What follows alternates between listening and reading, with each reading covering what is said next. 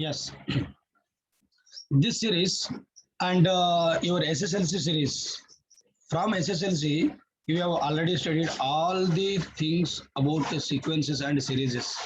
So, but in the third semester, in the higher classes, here we are not studying or we are not going to fill in the formulae. We are not going to calculate the terms.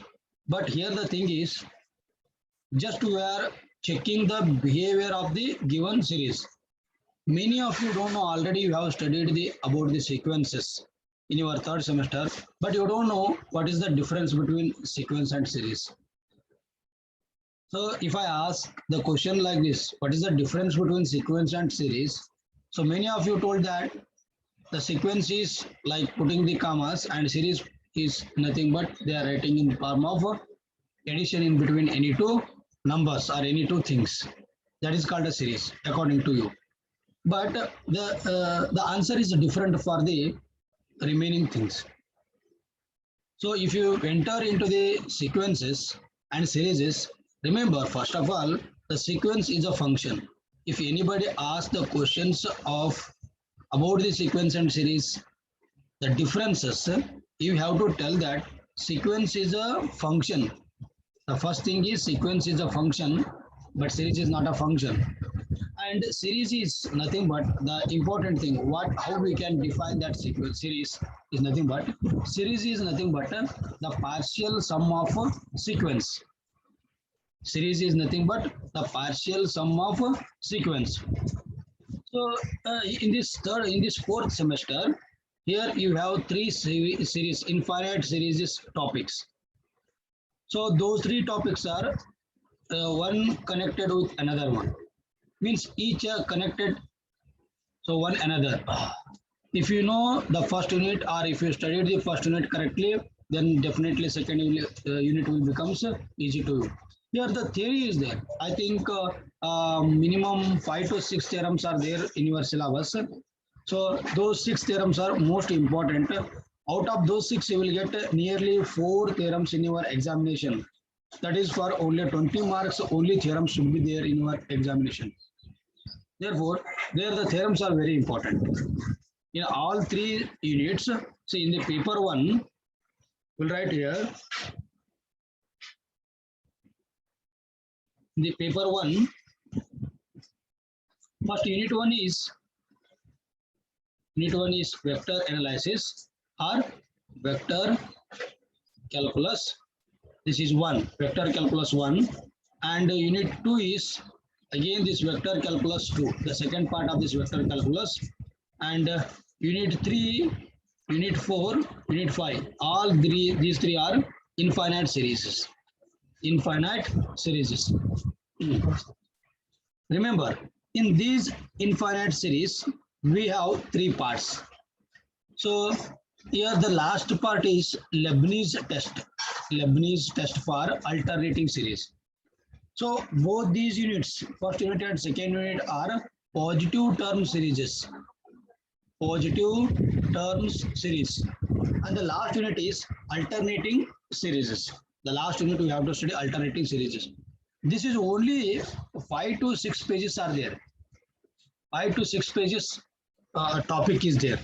Hardly it is back to back, hardly it is 10-12 pages are there. So if you perfect 10-12 pages, definitely will get more than 15 marks. So that last unit carries 19 marks. So totally, if you perfect these three series, you will get nearly 64 marks in your semester examination.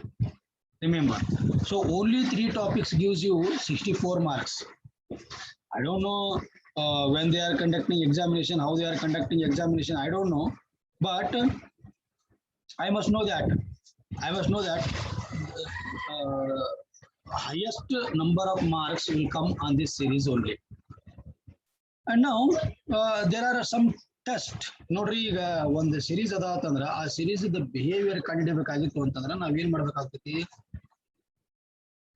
ಅದಕ್ಕೊಂದು ಏನಾರ test ಕೊಡಬೇಕಾಗ್ತೈತಿ test apply ಮಾಡಬೇಕಾಗ್ತೈತಿ ಅದನ್ನ test ಮಾಡಬೇಕು ಇವ್ರು ಹೆಂಗದ ಅಂತ ಕಂಡುಹಿಡಿಯಬೇಕಾಗಿತ್ತು ಅಂದ್ರೆ ನಾವು ಒಂದು ಟೆಸ್ಟ್ ಮಾಡಬೇಕಲ್ಲ ಅದೇ ತರ ಒಂದು ಸೀಕ್ವೆನ್ಸ್ ಒಂದು ಸೀರೀಸ್ ಹೆಂಗದ ಅಂತ ಹೇಳಿ ನಾವು ಕಂಡುಹಿಡಿಯಬೇಕಾಗಿತ್ತು ಅಂದ್ರೆ ಅದನ್ನ ನಾವು ಟೆಸ್ಟ್ ಮಾಡಬೇಕಾಗ್ತೈತಿ ಟೆಸ್ಟ್ ಮಾಡಕ ಬೇರೆ ಬೇರೆ ತರಹದ ಟೆಸ್ಟ್ಗಳನ್ನ ನಮಗೆ ಸಿಗ್ತಾವೆ ಇಲ್ಲಿ ಸೀರೀಸ್ ಒಳಗೆ. ಆ ಎಲ್ಲಾ ಟೆಸ್ಟ್ಗಳನ್ನ ನಾವು ಉಪಯೋಗ ಮಾಡಿಕೊಂಡು ಆ ಸೀರೀಸ್ ಕನ್ವರ್ಜೆಂಟ್ ಐತೋ, ಡೈವರ್ಜೆಂಟ್ ಐತೋ ಅಥವಾ ಆಸಿಲೇಟರ್ ಐತೋ ಅಂತೇಳಿ ಆ 3 ಕಂಡೀಷನ್ಸ್ ಅನ್ನ ನಾವು ಚೆಕ್ ಮಾಡ್ತೇವೆ. ಸೊ ಕನ್ವರ್ಜೆಂಟ್ ಆಗ್ಬೇಕಾಗಿತ್ತು ಅಂತಂದ್ರೆ ಅದಕ್ಕೆ ಆಗಿರ್ತಕ್ಕಂಥ ಸ್ಪೆಷಲ್ ಕಂಡೀಷನ್ಸ್ ಅದ, ಆ ಕಂಡೀಷನ್ ಸ್ಯಾಟಿಸ್ಫೈ ಮಾಡಬೇಕು. ಅಂಡ್ ಡೈವರ್ಜೆಂಟ್ ಆಗ್ಬೇಕಾಗಿತ್ತು ಅಂತಂದ್ರೆ ಅದಕ್ಕೂ ಸ್ಪೆಷಲ್ ಕಂಡೀಷನ್ಸ್ ಇದೆ, ಆ ಕಂಡೀಷನ್ಸ್ ಅನ್ನ ಅದನ್ನ ಸ್ಯಾಟಿಸ್ಫೈ ಮಾಡಬೇಕು. ಹೀಗೆ ನಾವು ಕಂಡೀಷನ್ಸ್ ಅನ್ನ ಅಪ್ಲೈ ಮಾಡಿಕೊಂಡು ಸಿರೀಸ್ ಕೊಟ್ಟಿರ್ತಕ್ಕಂಥ ಸಿರೀಸ್ ಡೈವರ್ಜೆಂಟ್ ಐತೋ ಕನ್ವರ್ಜೆಂಟ್ ಐತೋ ಅನ್ನೋದನ್ನ ನಾವು ಕಂಡುಕೊತಾ ಹೋಗ್ತೀವಿ. ಇನ್ನು ಕೆಲವೊಂದ್ಸಲ ಏನಾಗ್ತೈತಪ್ಪ ಅಂತಂದ್ರೆ directly to find the limit of the sequence ಅಂತ ಹೇಳ್ತಾರೆ. ಸೊ ನಾವು as n tends to infinity ನಾವು ಆಲ್ರೆಡಿ ಇಂದ ಲಿಮಿಟ್ಸ್ ಕಂಟಿನ್ಯೂಟಿ ಒಳಗೆ ಇದೇ ಪಾಠನ ನಾವು ಕಲ್ತು ಬಂದಿದ್ದೀವಿ already. For example, if I have limit as x tends to infinity n divided by n plus 1. So what is the limit of this sequence? ಈ sequence or series ನೀವು ಅಲ್ಲಿ ನಾವು ಎಂತ ಟರ್ಮ್ ಬರ್ಕೊಂಡಿವಪ್ಪ ಅಂತಂದ್ರೆ it may be sequence or series. So ಈಗ ನನಗೆ ಇದ್ರದ್ದು ಲಿಮಿಟ್ ಏನಾಗುತ್ತೆ ಅಂತ ಹೇಳಿ ನಾನು ನಿಮ್ಗೆ ಕೇಳಿದಾಗ ನೀವೇನು ಹೇಳ್ತೀರಿ? So if n is here and taking n outside and 1 by n it is, and limit is there already, and this n get cancelled, 1 divided by 1 plus 1 by n.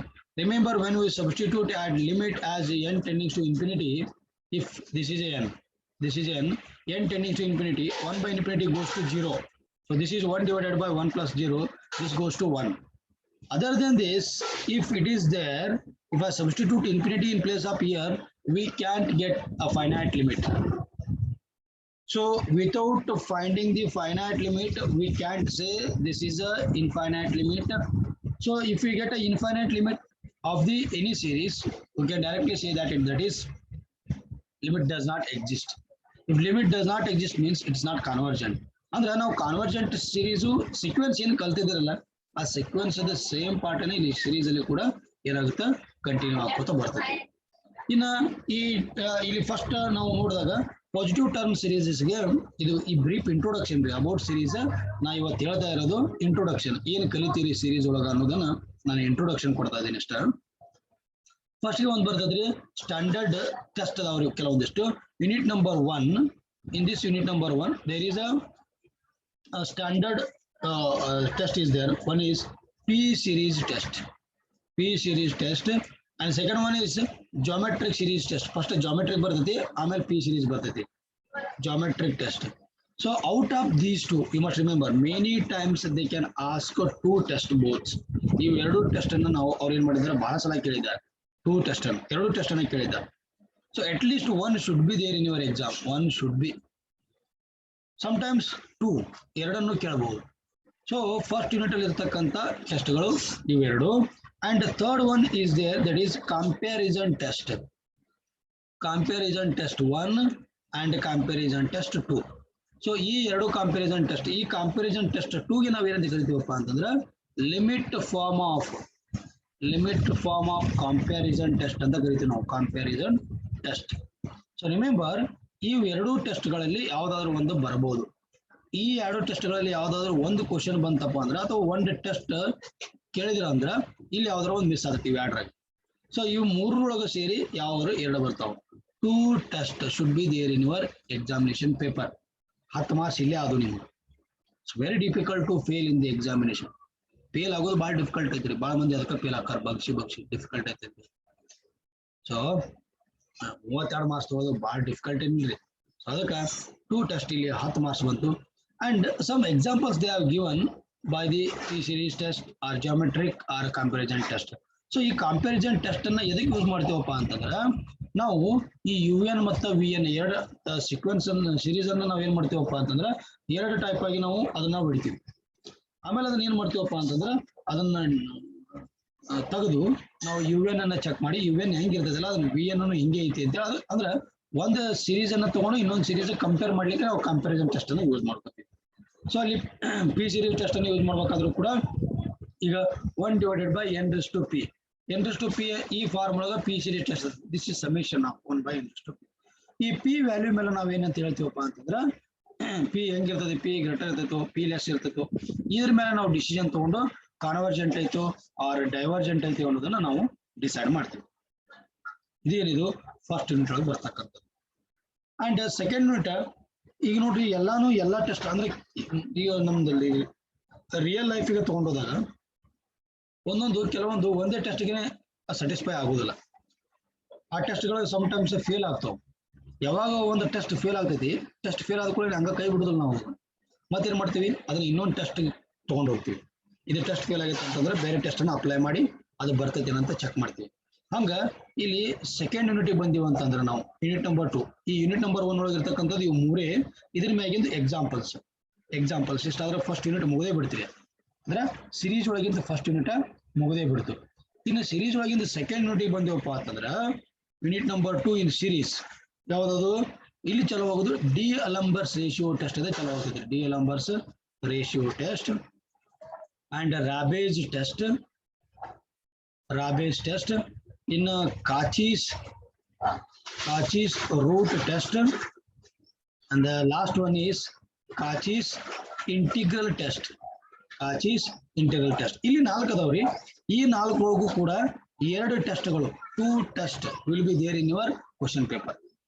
ಈ 2 ಟೆಸ್ಟ್ ಒಳಗ ಯಾವ್ದಾದ್ರು 2 ಟೆಸ್ಟ್ ಅಂದ್ರೆ ಈ 4 ಒಳಗೆ ಯಾವ್ದಾದ್ರು 2 test ನಿಮ್ಗೆ exam ಬರ್ತಾವ. ಅಂದ್ರೆ ಇಲ್ಲಿ 10 ಮಾರ್ಕ್ಸ್ ಅದಾವ. ರಿಮೆಂಬರ್, ಇಲ್ಲಿ 2 ಟೆಸ್ಟ್ ಬರ್ತಾವು 10 ಮಾರ್ಕ್ಸ್, ಇಲ್ಲಿ 2 ಟೆಸ್ಟ್ ಬರ್ತಾವು 10 ಮಾರ್ಕ್ಸ್, 20 ಮಾರ್ಕ್ಸ್ ಇಲ್ಲೇ ಆಯ್ತು.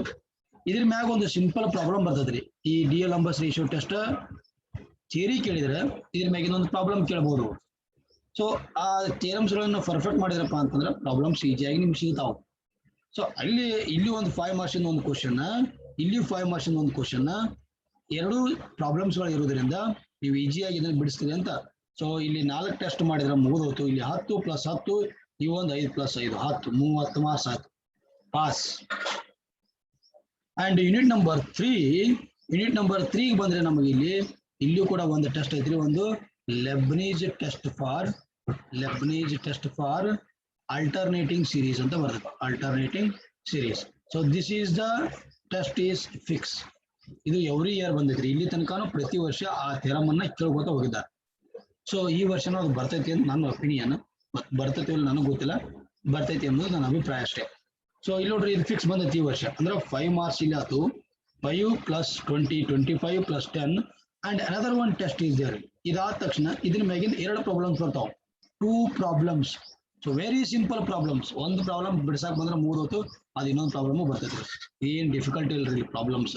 ಏನ್ ಮಾಡ್ತೀವಿ ನಾವು, ಈ ಲೆಬ್ನಿಜ್ ಟೆಸ್ಟ್ ಅನ್ನ ಅಪ್ಲೈ ಮಾಡಿ ಅಂದ್ರೆ ನಮ್ಗೆ ಗೊತ್ತಾಗ್ಬಿಡ್ತೈತ್ರಿ. ಇಲ್ಲಿ ಏನ್ ಗೊತ್ತಾಗ್ತೈತಿ, ಲೆಬ್ನಿಜ್ ಟೆಸ್ಟ್ ಮೇಲೆ ಐತಿ ಅಂತ ಹೆಂಗ್ ತಿಳ್ಕೊಳಿದ್ರಿ ಅದನ್ನ ಅಂತಂದ್ರೆ, ಸೊ ಇಲ್ಲಿ ನೋಡ್ರಿ, ಫಸ್ಟ್ 1 + 1 -3 ಇಲ್ಲಿ ಮೈನಸ್ 1 ಪ್ಲಸ್ 1 ಮೈನಸ್ ಅಂದ್ರೆ ಆಲ್ಟರ್ನೇಟಿವ್ಲಿ ಪ್ಲಸ್ ಮೈನಸ್ ಬರ್ತಾವ. ಸೊ ಅದಕ್ಕೆ ನಾವು ಆಲ್ಟರ್ನೇಟಿಂಗ್ ಸೀರೀಸ್ ಅಂತ ಕರಿತೀವಿ. ಯಾವಾಗ ಇದು ಆಲ್ಟರ್ನೇಟಿವ್ ಸೀರೀಸ್ ಇರ್ತೈತಿ ಅವಾಗ ನಾವ್ ಏನ್ ಮಾಡ್ತೀವಪ್ಪ ಅಂದ್ರೆ ಲೆಬ್ನಿಜ್ ಟೆಸ್ಟ್ ಅನ್ನ ಯೂಸ್ ಮಾಡ್ತೀವಿ. ಎಲ್ಲಾನು ಪ್ಲಸ್ ಇದು 1 + 2 + 3 ಎಲ್ಲಾನು ಹಿಂಗ್ ಪ್ಲಸ್ ಇದವಪ್ಪ ಅಂತಂದ್ರೆ ಏನಂತ ಕರಿತೀವಿ ನಾವು, ಇವಕ್ಕದ ಯಾವ್ದಾದ್ರು ಒಂದು ಟೆಸ್ಟ್, ಪಿ ಸೀರೀಸು, ಜಾಮೆಟ್ರಿಕೋ, ಕಂಪ್ಯಾರಿಸನ್, ಯಾವ ಡಿ ಅಲಂಬರ್ಸು, ರಾಬೇಸು, ಯಾವ್ದಾದ್ರು ಒಂದು ಟೆಸ್ಟ್ ಅನ್ನ ಯೂಸ್ ಮಾಡ್ತೀವಿ ನಾವು. ಇನ್ನ ಕಾಚಿ ರೂಟ್ ಟೆಸ್ಟ್, ಕಾಚಿ ಇಂಟೆಲ್ ಟೆಸ್ಟ್ ಒಂಚೂರು ಡಿಫ್ರೆಂಟ್ ಆಗ್ತಾವು. ಅವ್ರು ಬಂದಾಗನ ಅವ್ರು ನಾವು ನೋಡೋಣ ಅಂತ ಹೆಂಗಿರ್ತೈತಿ ಅಂತೇಳಿ. ಬಟ್ ಇಲ್ಲಿ ಏನದ ಅಂದ್ರೆ ನಮ್ಗೆ P series test very easy. We have to calculate this P series test by taking the value of P that is in the form of 1/n⁻p form. ಈ ಫಾರ್ಮ್ ಒಳಗೆ ಇರ್ತೈತಿ ಅದು. Okay, so this is about the series ಒಳಗ ಈ D ಅಲಂಬರ್ಸ್ ratio test fail ಆಯ್ತು ಅಂತಂದ್ರ ರಾಬೇಜ್ test ಹೋಗ್ತೀವಿ. ರಾಬೇಜ್ test fail ಆದ್ರ ಕಾಚೀಸ್ ರೂಟ್ ಟೆಸ್ಟ್. ಹಂಗೆ ಯಾವ್ದಾರ ಒಂದು ಟೆಸ್ಟ್ ಫೇಲ್ ಆತಪ್ಪ ಅಂತಂದ್ರೆ ಇನ್ನೊಂದು ಟೆಸ್ಟ್ ಚೆಕ್ ಮಾಡ್ಕೋತ ಹೋಗ್ತೀವಿ. ಅಂದ್ರೆ ಯಾವಾಗ ಡಿ ಅಲಂಬರ್ಸ್ ರೇಷಿಯೋ ಟೆಸ್ಟ್ ಫೇಲ್ ಆಗ್ತೈತಿ ಅವಾಗ ನಾವು ರಾಬೇಜ್ ಟೆಸ್ಟ್ಗೆ ಹೋಗ್ತೀವಿ. ಅಂದ್ರೆ ಡಿಫ್ರೆಂಟ್ ಆಗಿ ನಾವು ಕೊಟ್ಟಿರ್ತಕ್ಕಂಥ ಪ್ರಾಬ್ಲಮ್ ಅನ್ನ ಅಂಡರ್ಸ್ಟ್ಯಾಂಡ್ ಮಾಡ್ಕೊಂಡು ಯಾವ ಟೆಸ್ಟ್ ಅಪ್ಲೈ ಮಾಡಿದ್ರೆ ಅದಕ್ಕೆ ಆನ್ಸರ್ ಬರ್ತೈತಿ ಅನ್ನೋದು ಚೆಕ್ ಮಾಡ್ಕೊತ ನಾವು ಹೋಗ್ಬೇಕಾಗ್ತೈತಿ. ಮತ್ತ ನಿಮಗೊಂದು ಗೊತ್ತಿರ್ಲಿರಿ, ಇಲ್ಲಿ ಕ್ವಶನ್ ಪೇಪರ್ ಯಾವಾಗಲೂ ಕ್ವಶನ್ ಹೆಂಗಿರ್ತೈತಿ, ಅವ್ರು ಇದನ್ನ ಅಪ್ಲೈ ಮಾಡ್ರಿ, ಆ ಟೆಸ್ಟ್ ಅಪ್ಲೈ ಮಾಡ್ರಿ ಅಂತ ಹೇಳುದಿಲ್ಲ. ಬರೀ only test the convergency of series ಅಂತ ಕೊಟ್ಬಿಟ್ಟಿರ್ತಾರ. ಯಾವ ಟೆಸ್ಟ್ ಅಂತ ಹೇಳುವುದಿಲ್ಲ. ನೀವೇ ಯಾವ ಟೆಸ್ಟ್ ಬರ್ತೈತಿ ಅದಕ್ಕೆ ನೀವೇ ಕಂಡುಕೋಬೇಕು. ಪಿ ಸೀರೀಸ್ ಬರ್ತೈತೋ, ಜಾಮೆಟ್ರಿ, ಇಲ್ಲಿ 9 ಟೆಸ್ಟ್ ಬಗ್ಗೆ ನಿಮ್ಗೆ ಗೊತ್ತಿರ್ಬೇಕ್ರಿ. ಈ 9 ಟೆಸ್ಟ್ ಬಗ್ಗೆ ನಿಮ್ಗೆ ಐಡಿಯಾ ಐತಪ್ಪ ಅಂತಂದ್ರೆ ಅದಕ್ಕೆ ಯಾವ ಟೆಸ್ಟ್ ಅಪ್ಲೈ ಮಾಡಿದ್ರೆ ಬರ್ತೈತಿ. ಅದೇ ಒಂದು ಡಿಫಿಕಲ್ಟಿ. ಬಹಳ ಸಿಂಪಲ್ ಅದ ಟಾಪಿಕ್, ಬಟ್ ಡಿಫಿಕಲ್ಟ್ ಆಗೋದೇನಪ್ಪಾ ಅಂದ್ರೆ ಯಾವ ಟೆಸ್ಟ್ ಅಪ್ಲೈ ಮಾಡಿದ್ರೆ ಅದು ಆನ್ಸರ್ ಬರ್ತೈತಿ ಅನ್ನೋದು. ಸೊ ಒಂದು ನೆನಪಿಟ್ಕೋರಿ, ನೀವು ಯಾವ್ದು ಬೇಕಾ ಟೆಸ್ಟ್ ಅನ್ನ ನೀವು ಯೂಸ್ ಮಾಡಿ ಬರೀಬಹುದು ಎಕ್ಸಾಮ್ ಒಳಗೆ. ಬಹಳ ಜನ ಈ ಕ್ವಶನ್ ಕೇಳ್ತಿರ್ತಾರೆ ನಮ್ಗೆ. ಬಹಳ ಜನ ಏನ್ ಕ್ವಶನ್ ಕೇಳ್ತಿರ್ತಾರೆ ಅಂದ್ರೆ ಯಾವ ಟೆಸ್ಟ್ ಅಪ್ಲೈ ಮಾಡ್ಬೇಕು ಸರ್, ಆ ಕ್ವಶನ್ ಹಿಂಗ್ ಕೊಟ್ಟಿರ್ತಾರಲ್ರಿ ಅದಾಗತ್ತೇಳಿ. ಸೊ ಯಾವ್ದು ಬೇಕಾದ ಟೆಸ್ಟ್ ಅನ್ನು ಕೂಡ ನೀವು ಅಪ್ಲೈ ಮಾಡಿ ಅದಕ್ಕೆ ಆನ್ಸರ್ ನೀವು ತರಿಸಬಹುದು. ಸೊ ರೆಸ್ಟ್ರಿಕ್ಷನ್ ಏನಿಲ್ಲ, ಇದನ್ನೇ ಬರಬೇಕು ಅದನ್ನೇ ಬರಿಬೇಕಂತ. ಸೊ ದೇರ್ಫೋರ್ ಇಲ್ಲಿ ನೀವು ಮಾಡ್ಬೇಕಾಗಿದ್ದು ಇಷ್ಟೇ, ಎಲ್ಲಾ ಟೆಸ್ಟ್ಗಳ ಸ್ಟೇಟ್ಮೆಂಟ್ ಗಳನ್ನು ನೆನಪಿಟ್ಕೋಬೇಕು. ಕೆಲವೊಂದ್ ಕಡೆ ನೋಡ್ರಿ, ಇಲ್ಲಿ ನೋಡ್ರಿ ಪಿ ಗ್ರೇಟರ್ ದನ್ 1 ಇತ್ತಪ್ಪ ಅಂತಂದ್ರೆ ಇದು ಕಾನ್ವರ್ಜೆಂಟ್ ಅಂತಾರು, ಪಿ ಲೆಸ್ ದನ್ 1 ಇತ್ತಂತಂದ್ರೆ ಡೈವರ್ಜೆಂಟ್ ಅಂತಾರು. ಇಲ್ಲಿ ಡಿ ಎಲ್ ನಂಬರ್ಸ್ ಒಳಗ ಅದು ಸ್ವಲ್ಪ ಚೇಂಜ್ ಆಗ್ತದೆ, ಏನ್ ಗ್ರೇಟರ್ ದನ್ 1 ಇದ್ರೆ ಕಾನ್ವರ್ಜೆಂಟ್, ಬಟ್ ಈ ರಾಧಾಸ್ ಟೆಸ್ಟ್ ಒಳಗೆ ಉಲ್ಟಾ ಆಗ್ತೈತಿ. ಅಂದ್ರೆ ಕೆಲವೊಂದು ಉಲ್ಟಾ ಆಗ್ತಾವ, ಕೆಲವೊಂದು ಬೇರೆ ತರ ಇರ್ತಾವ. ಅಂದ್ರೆ it is depending on the nature of the series. ಅದಕ್ಕೆ ನಾವು ಏನ್ ಮಾಡ್ಬೇಕಂತೈತ್ರಿ, ಫಸ್ಟ್ ಗೆ ಕೊಟ್ಟಿರ್ತಕ್ಕಂಥ ಟೆಸ್ಟ್ ಅನ್ನ ಫಸ್ಟ್ ಅಬ್ಸರ್ವ್ ಮಾಡ್ಬೇಕು. ಅಬ್ಸರ್ವ್ ಮಾಡಿ ಯಾವ ಟೆಸ್ಟ್ ಅನ್ನ ಅದಕ್ಕೆ ಅಪ್ಲೈ ಮಾಡಿದವಪ್ಪ ಅಂತಂದ್ರೆ ಅದರದ್ದು ನಮ್ಗ ಕಾನ್ವರ್ಜೆನ್ಸ್ ಬಿಹೇವಿಯರ್ ಸಿಗ್ತೈತಿ ಅನ್ನೋದನ್ನ ನಾವು ಟೆಸ್ಟ್ ಮಾಡ್ಕೊತ ಹೋಗ್ಬೇಕಾಗ್ತೈತಿ. ಸೊ ಏನ್ಯಾವ ಇದು ನಮ್ಗೆ ಸಿರೀಸ್ ಬಗ್ಗೆ ಐಡಿಯಾ. ಸಿರೀಸ್ ಅಂದ್ರೆ ಹಿಂಗಿರ್ತೈತಿ ಅನ್ನೋದ್ರ ಬಗ್ಗೆ ನಮಗೆ ಐಡಿಯಾ. ಸೊ ಒಂದೊಂದಾಗಿ ನಾವು ಪ್ರಾಬ್ಲಮ್ಗಳನ್ನ ತಗೊಂಡು ಅಥವಾ ಸಿಲೆಬಸ್ ಅನ್ನು ತಗೊಂಡು ನಾವು ಹೋಗೋಣ ಅಂತ. Still if you have any confusion in your series, 3 series concept ಅಂದ್ರೆ ಅದ್ರಾಗಿರ್ತಕ್ಕಂಥ ಕಂಟೆಂಟ್ಸ್ ಗಳ ಬಗ್ಗೆ ನಾನು ನಿಮ್ಗೆ ಹೇಳಿದೆ. ಇನ್ನೂ ನಿಮ್ಗೆ ಏನಾದರೂ ಒಂಚೂರು ಡೌಟ್ ಇತ್ತಪ್ಪ ಅಂತಂದ್ರೆ ನೀವು ಡೌಟ್ ಕೇಳ್ಬೋದು. ಡೌಟ್ ಕೇಳೋದು ಆದ್ಮೇಲೆ ನಾನು ಒಂದ್ 2-3 ಎಕ್ಸಾಂಪಲ್ಸ್ ಅನ್ನ ತಗೊಂಡು ಅಥವಾ 1-2-3 ಡೆಫಿನಿಷನ್ ಅನ್ನು ಹೇಳಿ ಇವತ್ತಿನ ಕ್ಲಾಸ್ ಅನ್ನ ಎಂಡ್ ಮಾಡ್ತೀನಿ ಅಂತ. ನಿಮ್ಗೆ ಏನಾದ್ರು ಡೌಟ್ ಇದ್ರೆ ನೀವು ಅನ್ಮ್ಯೂಟ್ ಮಾಡ್ಕೋಬಹುದು. ಕ್ವಶನ್ ಕೇಳಿದ ನಂತರ ಮತ್ತೆ ವಾಪಸ್ ಮ್ಯೂಟ್ ಮಾಡ್ಬೇಕು. ಕ್ವಶನ್ ಕೇಳೋಕ್ಕಿಂತ ಮುಂಚೆ ಅನ್ಮ್ಯೂಟ್ ಮಾಡ್ಕೊಂಡು ಕ್ವಶನ್ ಕೇಳಿದ ಮೇಲೆ ಮ್ಯೂಟ್ ಮಾಡ್ಕೋಬೇಕು. So can anybody have anything you want to ask? You can unmute and ask me, then you can mute it.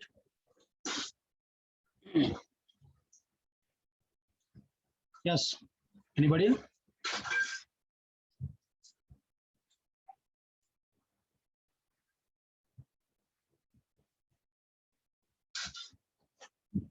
ಏನಾದರೂ ಡೌಟ್ ಇದೆ ಅಂದ್ರೆ ಯಾರಿಗಾರು? ಇಲ್ಲ ರೀ sir.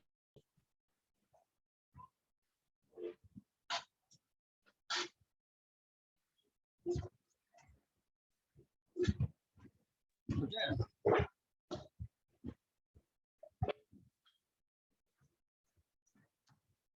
Yes, we'll go for next one. That is I will start directly the first unit. What is that? What is there in the first unit?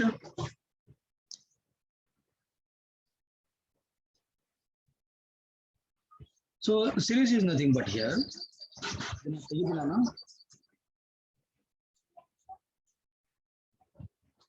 Okay. So series is a what is a series? Unit number 3. I can directly start. Unit 3. That is infinite series 1. Infinite series 1.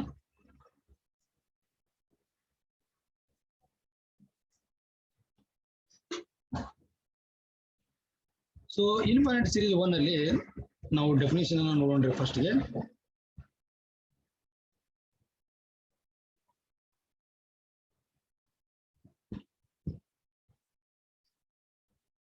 So series ಅಂದ್ರೆ ಏನು? Infinite series ಅಂದ್ರೆ ಏನು? if summation of n is equal to 1 to infinity, that is an, this an can be written as a1 plus a2 plus a3 so on up to dash dash an plus dash dash, because it is infinite series. Remember, it is infinite series. This is infinite series, is an infinite series, is an infinite series. Then here I can write S1 is equal to A1. I am taking the first term S1, partial sum. I am defining the partial sum. S1 is the first term. If I take S2, S2 is the sum of first and second term. Don't write only second term. S2 is partial sum of first and second term. And if I take S3, SA1 plus A2 plus A3, sum of first 3 terms. So like that. It is continuing like this. It is called S1 is called sum of first term. S1 is called first partial sum. First partial sum and ಇದು second partial sum. This is third partial sum. So like that it is continuing. ಹಿಂಗೆ continue ಹಾಕೋತ ಹೋಗ್ತಿರ್ತೈತಿ. ಇದನ್ನ ಲಾಸ್ಟಿಗೆ ನಾವು S N ಅಂತ ಬರ್ದೇವು ಅಂತಂದ್ರ a1 plus a2 plus a3 so on up to nth term an. ಇದು ಏನಪ್ಪಾ ಅಂತಂದ್ರ nth partial sum ಅಂತ ಕರೀತಾರೆ. nth partial sum. ಸೊ ಈ nth partial sum ಅನ್ನ ನಾವು ಯೂಸ್ ಮಾಡ್ಕೊಂಡು ಈ ಸೀರೀಸ್ ಇದ್ದ ಬಿಹೇವಿಯರ್ ಅನ್ನ ಕಂಡು ಹಿಡಿತೀವಿ. ಆ ಬಿಹೇವಿಯರ್ ಕಂಡು ಹಿಡಿಯುವುದನ್ನೇ ಕಾನ್ವರ್ಜೆನ್ಸಿ ಟೆಸ್ಟ್ ಮಾಡುವುದು ಅಂದಂಗ. ಈ ಸೀರೀಸ್ ಹೆಂಗದಂತೇಳಿ ಅದ್ರ ಬಿಹೇವಿಯರ್ ಕಂಡು ಹಿಡಿದಕ್ಕೆ ನಾವೇನಂತ ಕರಿತೀವಿ, ಕಾನ್ವರ್ಜೆನ್ಸಿ ಟೆಸ್ಟ್ ಮಾಡುದು ಅಂತ ಕರಿತೀವಿ ನಾವು. So I think I got it, ಗೊತ್ತಾಯ್ತು ಅಂತ ಅನ್ಕೊಂಡಿನಿ. ಡೈರೆಕ್ಟ್ಲಿ ನಾನು ಒಂದು ಡಿಫೈನ್ ಮಾಡ್ತೀನಿ. ಕಾನ್ವರ್ಜೆಂಟ್ ಅಂದ್ರೆ ಏನು, ಡೈವರ್ಜೆಂಟ್ ಅಂದ್ರೆ ಏನು, ಆಮೇಲೆ ಆಸುಲೇಟರಿ ಅಂತಂದ್ರೆ ಏನು, ಅವು ಮೂರದ ಡೆಫಿನೇಷನ್ ಬಹಳ ಇಂಪಾರ್ಟೆಂಟ್ ಆಗಿರ್ತಕ್ಕಂಥದ್ದು. So first one is convergent series. ನೀವು ಆಲ್ರೆಡಿ ಸೀಕ್ವೆನ್ಸ್ ಒಳಗೆ ಥರ್ಡ್ ಸೆಮಿಸ್ಟರ್ನ ಕಲ್ತೀರಿ. ಸೊ ಅದೇ ಸೇಮ್ ಇಲ್ಲಿ ಬರ್ತೈತಿ, ಆದ್ರೆ ಒಂಚೂರು ಡಿಫ್ರೆನ್ಸ್ ಆಗ್ತೈತಿ. First one, an infinite series. An infinite series, ಯಾವ್ದ್ರದು, summation of an is said to be starting ಅದೈತಿ ಮೊದಲಾದ convergence, is said to be convergent. ಈ ಇನ್ಫೈನೈಟ್ ಸೀರೀಸ್ an ಅನ್ನ ಕಾನ್ವರ್ಜೆಂಟ್ ಅಂತ ಹೇಳ್ಬೇಕಾಗಿತ್ತು ಅಂತಂದ್ರ ಏನಿರ್ಬೇಕು, limit as n tends to infinity Sn is equal to L ಬರಬೇಕು. L ಅಂದ್ರ ಏನು, ಫೈನೈಟ್ ನಂಬರ್. L ಅಂದ್ರ ಫೈನೈಟ್ ನಂಬರ್. Sn ಅಂತಂದ್ರ partial sum of nth numbers, ಅಂದ್ರೆ a1 a2 a3 nth terms partial sum ಮಾಡಿದಾಗ Sn ಬಂದಿರ್ತೈತಿ. ಯಾವಾಗ ಈ Sn ಅಂದ್ರೆ limit as n tends to infinity ಮಾಡ್ತೀವಿ ಇವೆಲ್ಲದಕ್ಕೂ, ಅವಾಗ ಏನ್ ನಮಗೆ ಆನ್ಸರ್ ಬರ್ತೈತಲ್ಲ ಅದು ಫೈನೈಟ್ ನಂಬರ್ ಇರಬೇಕು. ಆ ಕೇರ್ಫುಲ್ ಆಗಿ ಅಬ್ಸರ್ವ್ ಮಾಡಿ. ಇದೆಲ್ಲ ಥಿಯರಿ ಇರೋದ್ರಿಂದ ಜಲ್ದಿ ತಲೆಯಾಗ ಹೋಗುದಿಲ್ಲ. ಡೆಫಿನೇಷನ್ ತಿಳಿತೈತಿ, ಬೈಪಾಟ್ ಮಾಡ್ತೀರಿ, 2-3 ಸಲ ತೆಗಿತೀರಿ, ಬರಿತೀರಿ, ಆದ್ರೆ ತಿಳ್ಕೊಳ್ಳೋದು ಬಹಳ ಇಂಪಾರ್ಟೆಂಟ್. ಅಂಡರ್ಸ್ಟ್ಯಾಂಡ್ ಮಾಡ್ಕೋಬೇಕು. ಬರೀ ಓದಿದ್ರೆ ಬೈಪಾಟ್ ಹಾಕಿದ್ರ ಪ್ರಾಕ್ಟೀಸ್ ಮಾಡಿದ್ರ ನೆನಪು ಉಳಿದಿಲ್ಲ. ಅದನ್ನ ತಿಳ್ಕೊಂಡ್ರೆ ನೆನಪು ಉಳಿತೈತಿ. ಅಂದ್ರ Sn ಅಂದ್ರೆ ಇಲ್ಲಿ ಲಿಮಿಟ್ ಅಪ್ಲೈ ಮಾಡಿದಾಗ ಇಲ್ಲಿ ಏನು ಕೊಟ್ಟಿರ್ತಾರ ಅವರು, ಈ nth ಪಾರ್ಷಿಯಲ್ ಸಮ್, ಇದ್ರದ್ದು answer n tends to infinity ಹಾಕಿದಾಗ ಒಂದು ಫೈನೈಟ್ ನಂಬರ್ L ಅಂತ ಬರ್ಬೇಕು. ಯಾವಾಗ L ಅಂತ ಬರ್ತೈತಲ್ಲ ಈ ಯುನಿಕ್ ರಿಯಲ್ ನಂಬರ್ ಹಿಂಗಿರ್ತೈತಿ ಅಂದ್ರೆ ಇದು ಯುನಿಕ್ ರಿಯಲ್ ನಂಬರ್ ಇರ್ತೈತ್ರಿ. ಇದು ಯುನಿಕ್ ರಿಯಲ್ ನಂಬರ್. ಯಾವಾಗ ಇದು ಯುನಿಕ್ ರಿಯಲ್ ನಂಬರ್ ಇರ್ತೈತಿಲ್ಲ ಅವಾಗ ನಾವು ಅದಕ್ಕೆ ಏನಂತ ಕರಿತೀವಪ್ಪ ಅಂತಂದ್ರ, ಏನ್ ಕರಿತೀವ್ರಿ ಅದಕ್ಕ, ಕಾನ್ವರ್ಜೆಂಟ್ ಸೀರೀಸ್ ಅಂತ ಕರಿತೀವಿ ನಾವು. ಏನಂತೀವ್ರಿ, ಕಾನ್ವರ್ಜೆಂಟ್ ಸೀರೀಸ್ ಅಂತ ಕರಿತೀವಿ. ಸೊ ಹಿಂಗ ನಾವು ಬಿಡಿಸ್ಕೋತ ಹೋದಾಗ ಇನ್ನ divergent, then it is called convergent if limit n tending to infinity Sn is equal to L, where L is a unique real number. Finish it. ಇಷ್ಟಾದ್ರ ಮುಗಿತು, ಡೆಫಿನೇಷನ್ ಸಾಕು. ನಿಮ್ಗ ಎಕ್ಸಾಮ್ ಒಳಗ ಇದನ್ನ ಕೇಳಿದ್ರಪ್ಪ ಅಂದ್ರ ಡೆಫಿನೇಷನ್ ನೀವು ಇಷ್ಟು ಬರ್ದ್ರ ಸಾಕು, ಏನು ಎಕ್ಸ್ಟ್ರಾ ಬರೀ ಅವಶ್ಯಕತೆ ಇಲ್ಲ. ಇನ್ನ ಡೈವರ್ಜೆಂಟ್ ಅಂತ ಬರ್ತದ್ರಿ. What is divergent? ಡೈವರ್ಜೆಂಟ್ ಅಂತ ಏನು, an infinite series, an infinite series summation of an is, same sentence, summation of an is said to be divergent if limit as n tending to infinity Sn is equal to infinity. ಇದು plus infinity ಇರಬಹುದು R minus infinity ಇರಬಹುದು. ಏನಾರ ನಾವು ಇದೇ partial ಸಮ್ಗೆ n ಅನ್ನೋದು infinity, ನಾವು n tending to infinity ಹಾಕಿದ್ರ ನಮ್ಗೆ ಆನ್ಸರ್ ಏನಾರ ಫೈನೈಟ್ ಬಿಟ್ಟು ಇನ್ಫೈನೈಟ್ ಬಂತು ಅಂತಂದ್ರ ನಾವು ಅದಕ್ಕೆ ಏನಂತ ಕರಿತೀವಿ, ಡೈವರ್ಜೆಂಟ್ ಸೀರೀಸ್ ಅಂತ ಕರಿತೀವಿ. ಆಸುಲೇಟರಿ ಅಂತಂದ್ರೆ ಏನ್ರಿ, ಇನ್ನು ಥರ್ಡ್ ಒನ್ ಬರ್ತೈತಿ, ಆಸುಲೇಟರಿ ಸೀರೀಸ್ ಅಂತ ಬರ್ತೈತಿ. Convergent nor divergent. This series is the series is neither convergent nor divergent. ಕಾನ್ವರ್ಜೆಂಟ್ ಇರುವುದಿಲ್ಲ, ಡೈವರ್ಜೆಂಟ್ ಇರುವುದಿಲ್ಲ, ಎರಡೂ ಯಾವ್ದು ಇರುವುದಿಲ್ಲ, ಅದಕ್ಕೆ ಆಸೋಲೇಟರ್ ಸೀರೀಸ್ ಅಂತ ಕರಿತೀವಿ. ಅಂದ್ರೆ ನಾವ್ ಈ ಸೀರೀಸ್ ಬರ್ಕೋತ ಹೊಂಟಿವಿ ಅಂತ ತಿಳ್ಕೊರಿ. ಈಗ ಇದಕ್ಕೆ ಫೈನೈಟ್ ಬರೋದಿಲ್ಲ, ಅಂದ್ರ ಈ ಒಂದು ಫೈನೈಟ್ ಫಿಕ್ಸ್ ನಂಬರ್ ಬರೋದಿಲ್ಲ, ಅದಕ್ಕೆ ಈ ಇನ್ಫಿನಿಟಿನೂ ಬರೋದಿಲ್ಲ, ಯಾವ್ದಾರ ಒಂದು ಫೈನೈಟ್ ನಂಬರ್ ಬರೋದಿಲ್ಲ. ಈ ಫಾರ್ ಎಕ್ಸಾಂಪಲ್ ನೋಡ್ರಿ -1/n ಅಂತ ಐತ್ರಿ. n ಜಾಗದಾಗ 1 ಹಾಕ್ರಿ ಏನ್ ಬರ್ತೈತ್ರಿ? n ಜಾಗದಾಗ 1 ಹಾಕಿದ್ರೆ -1 ಬರ್ತದೆ. n ಜಾಗದಾಗ 2 ಹಾಕ್ರಿ, n ಜಾಗದಾಗ 2 ಹಾಕಿದ್ರೆ +1 ಬರ್ತದೆ. 3 ಹಾಕಿದ್ರೆ ಮತ್ತೆ ಮೈನಸ್, 4 ಹಾಕಿದ್ರೆ ಮತ್ತೆ +1. ಸೊ ಹಿಂಗ ಕಾನ್ಸ್ಟೆಂಟ್ ಇರೋದಿಲ್ರಿ, ಇದು ಯುನಿಕ್ ಇರಲ್ಲ ನೋಡ್ರಿ. ಡೆಫಿನೇಷನ್ ನೋಡ್ರಿ, ಈ ವರ್ಡ್ ಬಹಳ ಇಂಪಾರ್ಟೆಂಟ್ ರೀ. ಈ ವರ್ಡ್ ಬಹಳ ಇಂಪಾರ್ಟೆಂಟ್. ಇದು ಯುನಿಕ್ ಇಲ್ಲ, ಇದು ಯುನಿಕ್ ಇಲ್ಲ. ಯಾಕಂದ್ರೆ ಒಂದು ಪ್ಲಸ್ ಒಂದು ಮೈನಸ್, ಒಂದು ಪ್ಲಸ್ ಒಂದು ಮೈನಸ್ ಬರ್ತದೆ. ಯುನಿಕ್ ಇರ್ಬೇಕಂತ ಕಂಡೀಷನ್ ಐತಿ, ಯುನಿಕ್ ಇಲ್ಲ. ಅದಕ್ಕೆ ಇದು ಕನ್ವರ್ಜೆಂಟು ಅಲ್ಲ. ಇನ್ಫಿನಿಟಿ ಅಂತೂ ಮೊದಲ ಬರೋದಿಲ್ಲ, ಯಾಕಂದ್ರೆ ಇದು ಫೈನೈಟ್ ಅದಾವೆಲ್ಲ, -1 +1 ಎಲ್ಲ ಫೈನೈಟ್ ಅದಾವ. ಅದಕ್ಕೆ ಇನ್ಫಿನಿಟಿ ಆದ್ರೂ ಅಲ್ಲ, ಯುನಿಕ್ಕು ಅಲ್ಲ, ಇನ್ಫಿನಿಟಿನೂ ಅಲ್ಲ. ಅದರ ಸಲುವಾಗಿ ಇದಕ್ಕೊಂದು ಬೇರೆ ಹೆಸರು ಯಾವುದು? ಆಸಿಲೇಟರಿ ಸಿರೀಸ್ ಅಂತ ಕರಿತೀವಿ. ಸೊ ಇವು ಮೂರು ಆದ ತಕ್ಷಣ ನಮಗೊಂದಿಷ್ಟು ಎಕ್ಸಾಂಪಲ್ಸ್ ಅದಾವು. ಆ ಎಕ್ಸಾಂಪಲ್ಸ್ ಅನ್ನ ನೋಡ್ಕೊಂಡು ನಾವು ಡೈರೆಕ್ಟ್ ಆಗಿ ಹೋಗೋಣಂತೆ. ಈಗ ನೋಡ್ರಿ, ನಿಮ್ಗೆ ಡೈರೆಕ್ಟ್ಲಿ ನಾವು ಇಲ್ಲಿ ಕಂಡುಹಿಡಿಬಹುದ್ರಿ. ನಾವು ಈ ನನಗೊಂದು ಎಕ್ಸಾಂಪಲ್ ನಾ ತಗೋತೀನಿ ರೀ ನಿಮ್ಗೆ. ಸೊ ಆ ಎಕ್ಸಾಂಪಲ್ ಅನ್ನ ನೀವು ಅಬ್ಸರ್ವ್ ಮಾಡ್ಬೋದು ಇಲ್ಲಿ. ಎಕ್ಸಾಂಪಲ್ ಈಗ is it convergent or divergent? Directly ಹೇಳ್ಬೇಕು ನಾ, directly. So series 1 + 2 + 3 + so on up to n. Is it convergent or divergent? Convergent. Oh, you said it. Convergent, sir. Is it convergent? Because it tends to.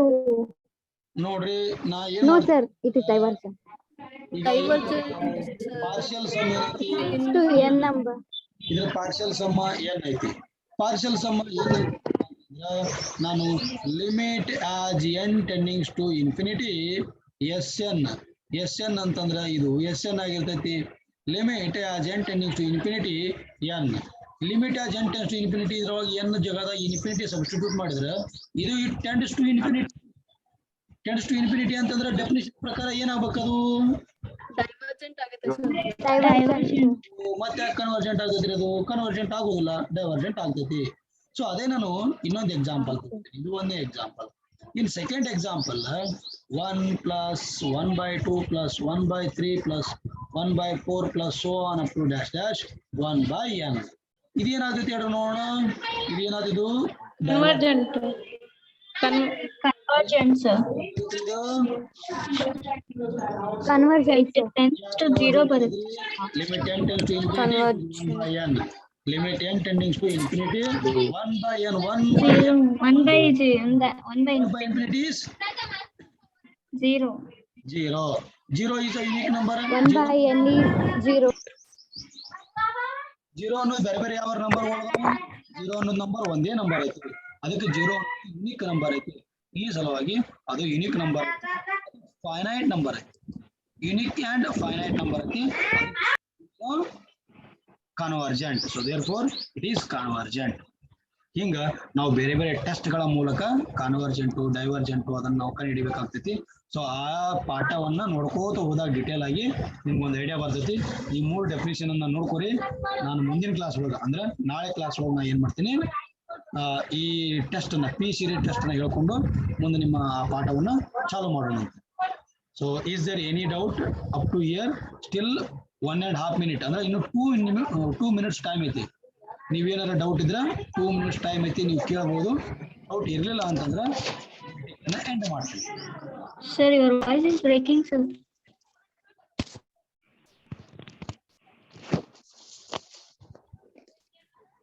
No doubt.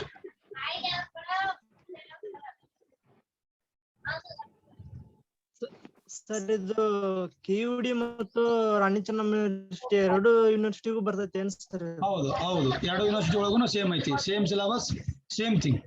ಇದು 4 semester ಯಾರಿದ್ರಲ್ರಿ, KUD ಒಳಗಿದ್ದ 4 semester ಅದವರಿಗೆ, RC ಇದ್ದ 4 semester ಅದವರಿಗೆ ಇಬ್ಬರಿಗೆ ಬರ್ತೈತಿ.